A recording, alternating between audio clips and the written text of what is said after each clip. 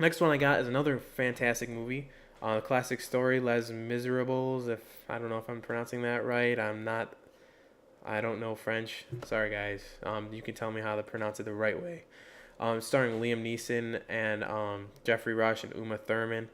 Um, this is a great movie. It's one of Liam Neeson's best roles. I love Jeffrey Rush. I never really became a fan of his until I started watching Stargate Atlantis, and he actually has a really cool part as a bad guy in that show, and I really loved him in this. This is definitely worth checking out. I give it like a 9 out of 10. I really like that movie. Next one I got since Inception came out, I've been looking for any Christopher Nolan movie I can get my hands on. And this one just was the first one to stick out to me. It was Insomnia, starring Al Pacino and Robin Williams and Hilary Swank.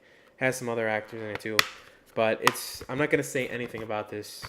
It's not Christopher Nolan's best, and it's not like some kind of a mind bending thriller, but it's just a cool movie. Good story, great actors. I love Al Pacino. He's such a fantastic actor.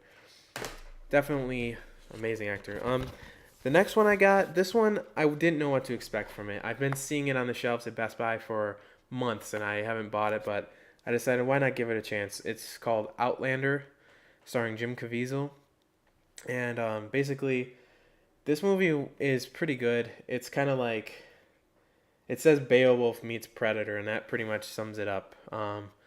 It has real for being like it's not a low budget movie. It just was a movie that didn't get a chance. It was only released in something like 16 theaters in the entire United States. So of course it's not going to do well if you only release it in that few amount of theaters. But the special effects were great. The only complaint I have about it is they used some CGI blood, which looked really stupid. Besides that, everything looked really cool, and the acting was cool. The fight scenes were cool. The monster that they fight it looks phenomenal. It's CG monster, which I don't normally like CG, but it was done fairly well, especially for a movie that doesn't have the biggest budget and that wasn't successful. This movie was okay. I mean, I give it a 6 out of 10. It's definitely worth $5. If just to check it out, it's worth renting it if you can find it in the Red Box. I mean, if you haven't seen it, I don't know. It's good. It's just an okay movie. Like it's not as bad as I thought it would be. Next one I got is another all-time favorite movie of mine, One Flew Over the Cuckoo's Nest, and I think I'm one of the few people my age who actually read the book before they watched the movie. I obviously saw this probably 7 years ago for the first time, and I watched it a couple months after reading the book. And when I read the book, all the characters looked different to me, but when I saw the movie, it just changed my perspective on all the characters. The cast in this is amazing. It's got to be Jack Nicholson's best role in my opinion. It also has Christopher Lloyd and Danny DeVito and probably some other people that I'm forgetting, and it's just a great film. The next one I got, and I'm sorry, some of these I watched back almost a month or more ago, so I'm a little sketchy on all the details because I've been watching a lot of movies lately. But this one's one of the ones that I'm not having a little bit of trouble remembering everything about. But it's called Out of Sight, starring George Clooney and Jennifer Lopez, and I picked this up for $5. Um, it's pretty decent. I think what it is George Clooney is like he's a bank robber. He's a bank robber, and Jennifer Lopez is some kind of law enforcement. It might be a federal marshal. I have to look. I think it's federal marshal, but she's some kind of law enforcement, and they end up kind of falling in love, and there's a bunch of cool heist scenes in it, and I thought this was pretty decent. I liked it. The next one I got is one that I had never seen before, and it was really good. It was a little too long. It had some cheesiness to it, but it was a pretty good movie. It's called Heat, starring Al Pacino and Robert De Niro, and Val Kilmer has a pretty cool role in it. This was pretty good. I mean, for $5 you can't go wrong. Definitely check this out. It's a little bit longer of a movie, but it's worth watching. Next one I got. This one wasn't so great. I just got it because it's Denzel Washington, and they show Matt Damon, but he kind of plays a small role in this. But basically, it's about Denzel Washington's character is investigating whether or not I think that Meg. Sorry, I'm not used to the to the camera. Meg Ryan's character she's up for a Congressional Medal of Honor posthumous And he's just investigating. Wow, I really suck at this. He's investigating whether or not she should really get it, and they're kind of going through the story and finding out that what they thought happened isn't really what happened, and you just have to watch it to find out what happens. But it was all right. I mean, once again, that's another $5 movie. Most of these I bought really cheap. Some of them were even like $1 or $2.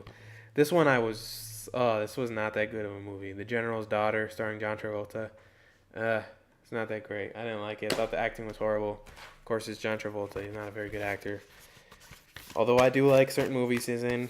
It's kind of like Arnold Schwarzenegger. I like his movies, but I don't think he's that great of an actor. The next one I got is jam-packed with amazing actors, and this one always will hold a special place with me because I went to see it with my grandfather, and these are all actors that he watched when he was younger. James Garner, Tommy Lee Jones, Donald Sutherland, Clint Eastwood. I'm a huge Clint Eastwood fan.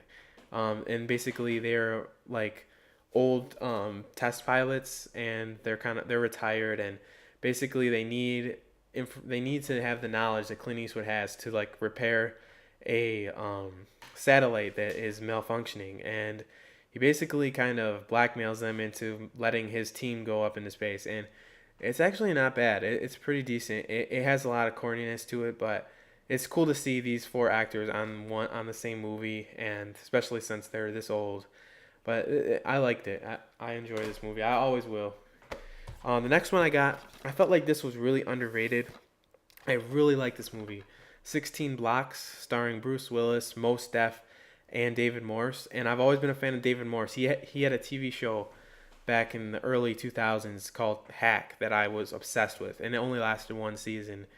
And I've liked him ever since I saw that. And of course I like Bruce Willis, but Mos Def, I'm telling you, he is a great actor. I've only seen him in 3 roles that I can think of, and all 3 of them he was funny and like just good actor at the same time. He's good at like bringing out an emotional reaction in the viewer, in my opinion. In this movie, there are things that he does and says that almost bring tears to my eyes, and then like 2 minutes later he'll have me laughing like crazy. I just really enjoy this movie, and I'm not even gonna say anything about it because I've already talked about it too long, and I want this video to stop being so long because it feels like it's gonna go on forever, and I'm already losing my voice. But check this one out. You can get this real cheap. Just look for it. Next one I got, and I know this is gonna shock a lot of you, and I know a ton of you are in love with horror movies, but I'm not a big horror fan. I do like horror movies if they have a good story, and a friend of mine told me that this one did, and I enjoyed it. The Other, starring Nicole Kidman. Basically, it's about this woman and her 2 children, and they are living in a house, and they have these mysterious housekeepers kind of come move in, and it's scary. It freaked me out, especially since I watched it in the middle of the night with all the lights off, and I had to keep pausing it, and I was watching it on my laptop. I had to keep pausing it every 15 minutes because I was getting freaked out, and I would just start surfing the web, and I don't know why. It's just if I watched it during the day, if I watched it now that I know what happens, I wouldn't be freaked out. But I mean, I liked it. That's all I have to say about that.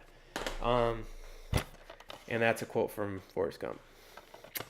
The next movie I got is Dragonheart, starring Dennis Quaid, and it has the voice of Sean Connery as Draco the Dragon. And this is a pretty good movie. It's all right. It's kind of cheesy. For its time, the CG was fantastic. Nowadays, it's not that great. But I liked it. We're almost done here. I'm not going to talk much about these last few. Basically, I've had this one before, and I let a relative of mine borrow it, and I never got it back. I had a box set. Well, now I got 3 individual films, Die Hard films. These are, of course, classic movies. I like the first one a lot, and I love the third one. Wait, that's the first one. Sorry, guys, camera again. That's the third one. I love the third one the most, but I like the first one. The second one I didn't care for too much, and the fourth one I hated, just in case you were wondering. The next one I got was The Scorpion King, and I don't know why I bought this. I'm not really into The Scorpion King at all. It was just really cheap, and I figured why not. So there it is. I like the first 2 Mummy films. This one's, it's not that bad. Mummy 3 I hated. And the last one I got, This is one I was really excited to watch because it has a couple of cool actors in it that I haven't seen in many films, and it was kind of a disappointment. I really didn't care for it too much. It's called The $1,000,000 Hotel, and it stars Mel Gibson and Jeremy Davies. And Jeremy Davies plays oh great, now I'm forgetting his name. He's in Lost. He's in like the last 2 seasons of Lost, and I really like his character. I wish I could think of it. I always do this. As soon as I get on camera, I can't think of names. But anyways, I liked him. I thought he did a good job acting. The only thing was, I had my TV turned up all the way. He was whispering like most of his lines. There was something about his character. He would get really quiet, and I had my TV turned up all the way, and I still couldn't hear him. And the story was not that great. Mel Gibson was absolutely horrible in this film, and I'm a Mel Gibson fan. I like his movies. I mean, I know he's kind of a douchebag in real life, but I still like his movies. But anyways, that's it for this edition of my Robbie Webster's DVD update, and I hope you enjoyed it. And it doesn't seem to have gone that long. I think actually seeing myself on the computer, so you can see the reflection of myself in my glasses. That's kind of cool. I think seeing that kind of sped me up. For some reason, it kind of messed me up at the beginning. I had to get used to it. So I'm sorry if I was stumbling over my words. But anyways, thanks for watching, guys. I love you, and I'll see you later. Bye.